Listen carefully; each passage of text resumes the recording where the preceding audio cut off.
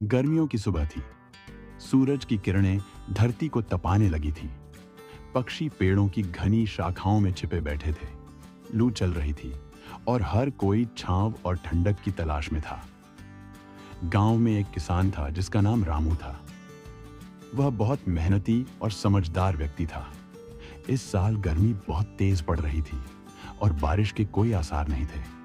उसकी फसलें सूखने लगी थीं और खेतों की मिट्टी फटने लगी थी। रामू को चिंता थी कि अगर ऐसे ही रहा तो उसका परिवार भूखा रह जाएगा। लेकिन रामू कभी हार मानने वालों में से नहीं था। उसने अपनी पत्नी सरला और बच्चों से कहा, हमें जल संचय करना होगा, तभी हम इस भयंकर गर्मी से बच पाएंगे।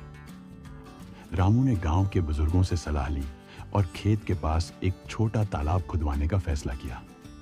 पूरे गांव ने उसका साथ दिया। सभी ने मिलकर कड़ी मेहनत की और तालाब तैयार हो गया।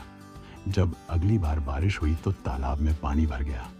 अब रामू अपनी फसल को बचाने के लिए इस पानी का इस्तेमाल कर सकता था। दूसरी ओर गांव का एक और किसान मोहन था। वह आलसी था और हमेशा सोचता था कि बारिश अपने आप होगी और पानी की कोई कमी नहीं आएगी। उसने जल संचय पर ध्यान नहीं दिया। जब गर्मी और तेज हुई और तालाब का पानी धीरे धीरे कम होने लगा तो मोहन को एहसास हुआ कि उसने बहुत बड़ी गलती कर दी। एक दिन गांव में एक बूढ़ा साधु आया। उसने देखा कि गांव के कुछ हिस्से बहुत हरे भरे थे, जबकि कुछ पूरी तरह से सूखे और बंजर थे। उसने गांव वालों को समझाया, पेड़ और जल ही जीवन के आधार हैं। अगर तुमने पेड़ लगाए होते तो गर्मी इतनी भयानक न लगती, छांव भी मिलती और बारिश भी ज्यादा होती। रामू ने साधु की बात को ध्यान से सुना और गांव के लोगों को पेड़ लगाने के लिए प्रेरित किया। धीरे धीरे पूरे गांव में जगह जगह पेड़ लगाए जाने लगे। कुछ सालों में गांव में हरियाली बढ़ गई, गर्मी का असर कम हो गया और पानी की समस्या भी काफी हद तक हल हो गई। रामू की मेहनत रंग लाई। अब उसका खेत हरा भरा था।